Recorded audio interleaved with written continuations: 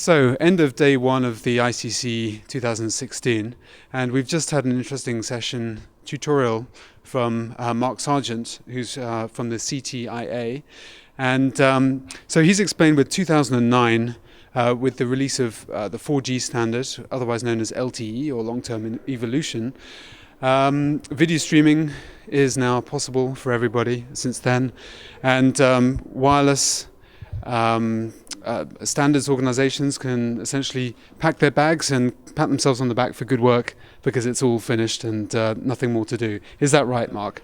Well, I don't think I'd go so far as saying it's all finished and there's nothing more to do, but there's still a lot. There's a lot of runway left on 4G technology. It was a huge leap above the previous technology with LTE, long-term evolution, LTE advanced. But users are expecting more and more. So there's more and more data rates that are expected. So we're now looking towards 5G. So lots of work left to do. Okay, when can we expect to see 5G? So 5G is being worked on today. 3GPP is writing the standards for 5G. There's multiple industry organizations such as Next Generation Mobile Networks, NGMN, 4G Americas, 5G PPP, defining the applications for 5G. We expect those activities, the requirements to be complete towards the end of 2019. There's going to be several releases within 3GPP, release 14, 15, 16.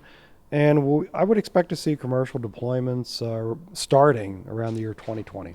Okay, very good. And what's driving this need for higher data rates? Video is the primary driver for the higher data rates. So video streaming, there's more and more video streaming. There is a higher definition of video.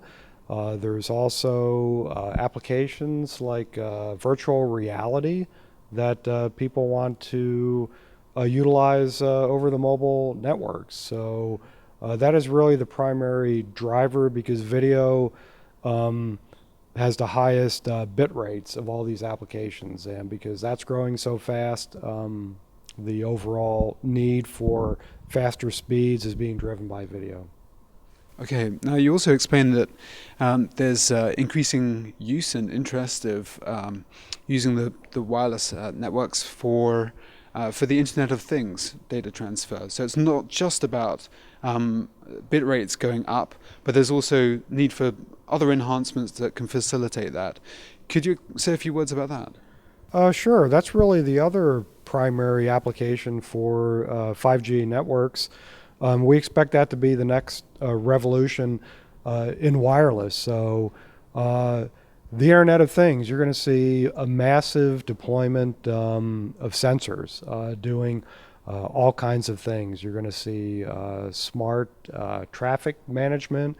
You're going to see smart cities with lighting that's going to be managed over the wireless network.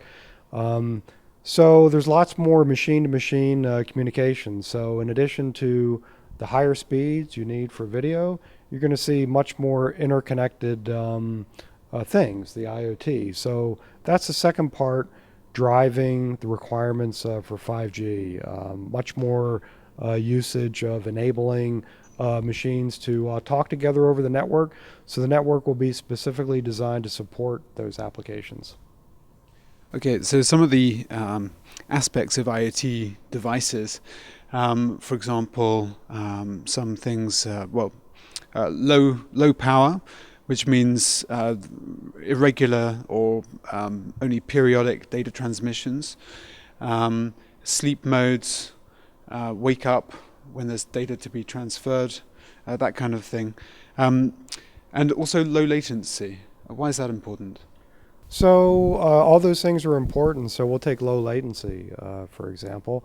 Part of what we expect to see is mission critical type applications utilizing data. A good example is vehicles.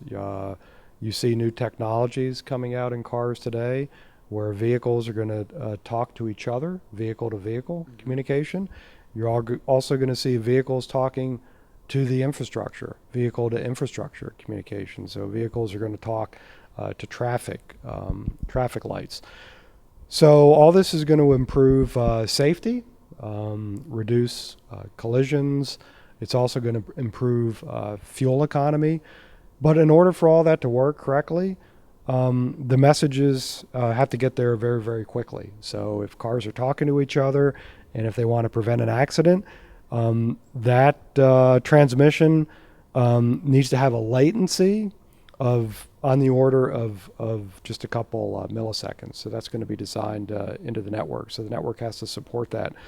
Lower battery life was another point you brought up.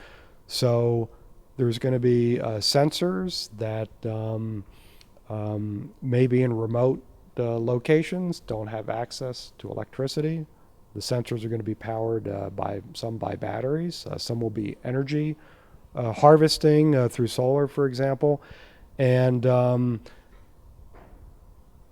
they have to last a very long time. They have to be very low cost as well. So the network will be designed to support battery lives of up to 10 years. So you can put a sensor out in a device that will communicate over a 5G network, and you shouldn't worry about having to service that sensor for almost a decade.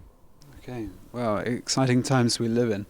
How is that going to look aesthetically for people living in towns and cities? Does it mean more cell phone towers with all of these transmitters on the sides? It might mean more for the higher data rates, because in order to support these higher data rates for the video streaming applications, for example, you're going to need much higher frequencies to support that, because higher frequencies are needed for higher bit rates. But the propagation, there's a lot of propagation loss in the higher frequencies. So that means when you have a cell site and it's sending out using these higher frequencies to send out the data, it's going to go a much shorter distance. So you're going to need multiple cell sites. But the technology, the antennas are going to look a lot different than they do today.